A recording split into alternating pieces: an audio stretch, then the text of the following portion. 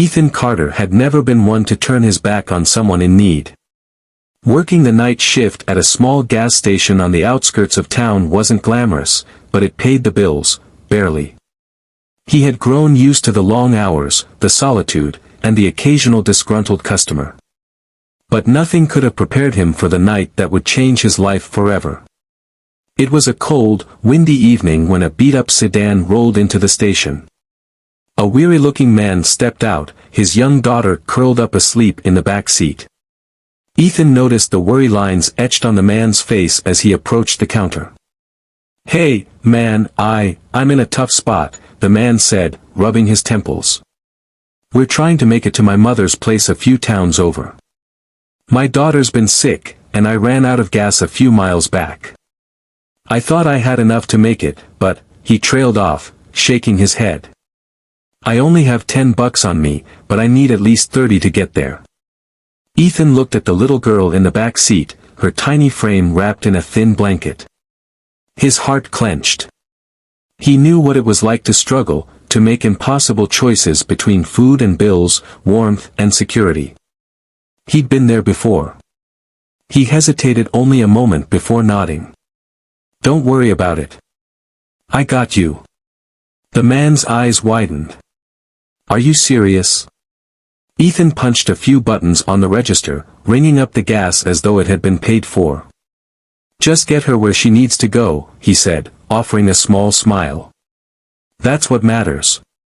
The man's eyes welled up with tears. "Thank you. Thank you so much." Ethan watched as the man filled up his tank and drove off, disappearing into the night. He felt good about what he had done. But that feeling was short-lived. Just as Ethan was about to close his shift, his manager, Greg, a sharp-eyed, no-nonsense man, stormed in, waving a piece of paper.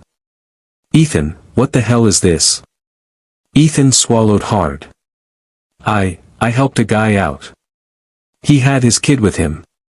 They were stranded. Greg's face twisted with anger.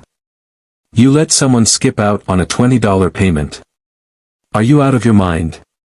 We run a business, not a charity." Ethan tried to explain, but Greg wasn't having it. "I should have known you'd pull something like this. You're too soft." "I was just trying to do the right thing," Ethan protested. Greg scoffed. "Well, congratulations. You're fired. Clean out your locker." Ethan felt a cold wave of shock wash over him. He'd lost his job for showing kindness. As he gathered his belongings, the reality of his situation sank in. Rent was due in a week. He had barely any savings. He walked out of the gas station into the bitter night, feeling utterly defeated. Hours later, Ethan sat on a park bench, staring at the dark sky. He had no idea what he was going to do. His phone buzzed, pulling him out of his thoughts. An unknown number. He hesitated before answering. "Ethan Carter." "Yes, who's this?" "This is Daniel Brooks. We met earlier at the gas station. You helped me and my daughter." Ethan sat up. "Oh, yeah. Is she okay?" "She's doing much better. We made it safely to my mother's." There was a pause. "Listen, I don't know how to thank you. What you did back there, it meant everything. I told my mom about it, and she insisted I do something for you." Ethan frowned. "You don't have to." "I own a small business in town," Daniel interrupted. "And I need someone just like you, someone with heart. If you're interested, I'd like to offer you a job." Ethan's breath caught in his throat. "Are you serious?" 100%. "Come by tomorrow. We'll talk." For the first time that night, Ethan felt a flicker of hope. He had lost a job for an act of kindness, but that same kindness had brought something better his way. The next morning, Ethan met with Daniel, who introduced him to his family business, a local auto repair shop. It was hard work, but Ethan found himself enjoying it.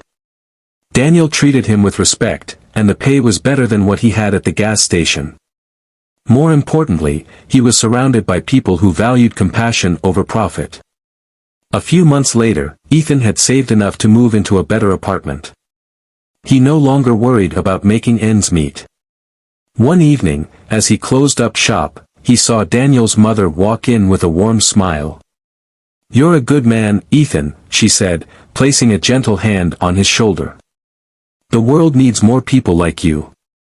Ethan smiled, feeling a deep sense of peace. He had been fired for showing kindness, but in the end, kindness had given him everything he needed. Because sometimes, the good you put into the world finds its way back to you, when you least expect it, but exactly when you need it most. I've written an emotional and inspiring short story based on your title, emphasizing kindness and its unexpected rewards. Let me know if you'd like any revisions.